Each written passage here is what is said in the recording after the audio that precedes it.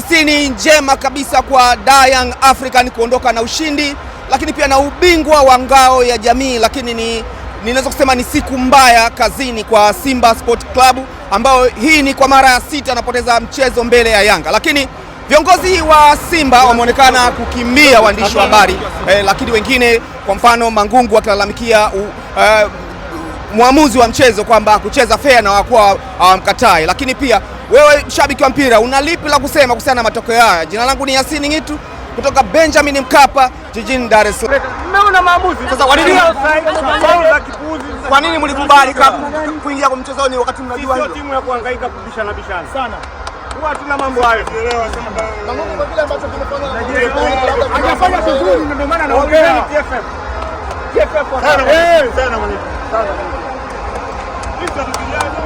Tuambie nini na wenyewe wameona maamuzi yaliyotolewa. Naomba tusiongee tena. Mtarudia tena kwenye mambo yenu yale. Nimeshawaambia. Tulishakubaliana mechi yetu Simba na Yanga. Kwa hiyo mashabiki na wapenzi wa Simba wasikate tamaa. Timu yetu ni nzuri, ni matokeo ya mpira. Of course kufungwa na mtani na umma, lakini lazima tushikamane, viongozi, mashabiki na wachezaji tuwe pamoja ili tuweze kubadilisha haya matokeo. Wengi wanamlaumu sana mwalimu.